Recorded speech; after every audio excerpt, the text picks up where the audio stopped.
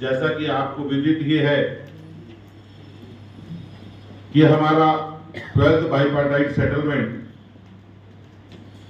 जो 1 नवंबर 22 से ड्यू हो चुका है, जिसके लिए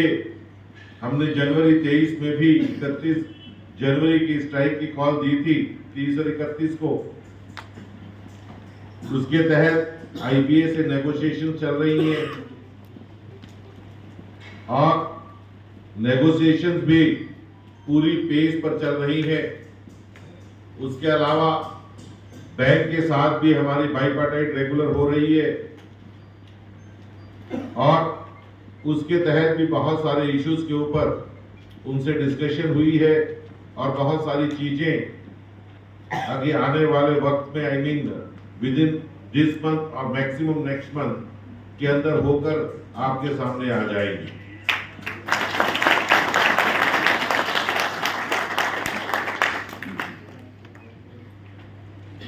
तो उन सारी चीजों को डिटेल से डिस्कस करने के लिए हमारा पहला एजेंडा है to apprise the house about the latest developments at the bank public industry level.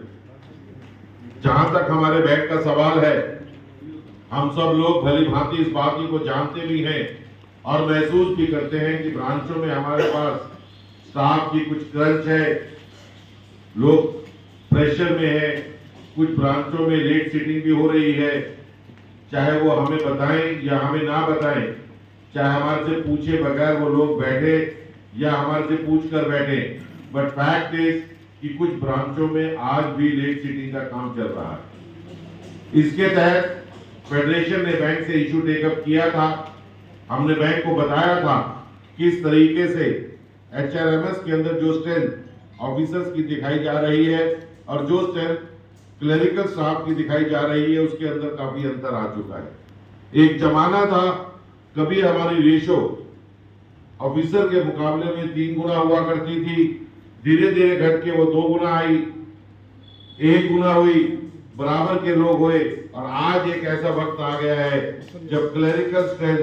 Officers की स्ट्रेंथ से कम हो चुकी है। हमने ये इशू बखूबी बैंक के सामने उठाया है और उन्हें बताया भी है कि आपका मंशा क्या है, आप क्या चाहते हैं। क्या आपकी मंशा इस बैंक में क्लरिकल स्टाफ को खत्म करने की है? क्या हम लोग क्लर्कों के साथ बैंक को नहीं चलाना चाहते या सिर्फ ऑफिसर्स को ही रखकर अगर चलाना चाहते हैं? तो पिछली जो मीटिंग थी मेरी, अभी पिछले हफ्ते ही मैं कॉर्पोरेट सेंटर में था, तो मैंने डीके मैयार को बड़े स्पष्ट शब्दों में बोला था कि अगर आप लोग क्लरिकल स्टाफ को नहीं चाहते तो आप हमें बता दीजिए ताकि हम लोग अपने हिसाब से डील करें। हमें हमारे लोगों को पता होना चाहिए। हम लोग बड़े मंसूबे साथ कर नए लोग इस बैंक को ज्वाइन कर रहे हैं,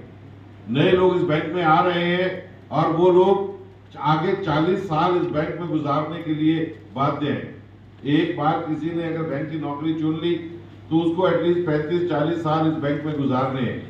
अगर आपका मंशा यही है कि हमें बैंक में क्लर्क नहीं चाहिए और हमें अफसर ही अफसर चाहिए, तो आप हमें बताइए ताकि हम भी लोगों को बता सकें कि बैंक में क्लर्कों की जरूरत आगे आने वाले समय में नहीं पड़ेगी और सिर्फ ऑफिसर ही इस बैंक में रहेंगे। तो उनका ऐसा कहना था कि ऐसी हमारी कोई मंशा नहीं है, हम नहीं चाहते, ना ये पॉसिबल है कि स्टेट बैंक ऑफ इंडिया से क्लरिकल खत्म हो जाए और सिर्फ अफसर यहाँ पर रहें। तो हमने बताया उनको कि किस तरीके से ratio day by day reduce हो रही है। तो उसके तहत उनका यही कहना था, क्योंकि आजकल मैक्सिमम ट्रांजैक्शन डिजिटलाइज हो चुकी हैं, 97% ट्रांजैक्शन हमारी डिजिटल के ऊपर जा चुके हैं, जिससे कि जो हमारे अवार्ड स्टाफ के बंदे हैं, जो क्लरिकल स्टाफ के बंदे हैं, जो फ्रंट लाइन पे काम कर रहे हैं, उनके पास धीरे धीरे जो पब्लिक का आना है, कस्टमर्स का आना है, वो कम होता जा रहा है। और इसीलिए हमें ये लगता है कि हमारे कुछ जो स्ट्रेंथ रिड्यूस हुई है उसी वजह से शायद उसमें फर्क पड़ा होगा। लेकिन उसके बावजूद कॉन्टिन्यूस फॉलोअप के साथ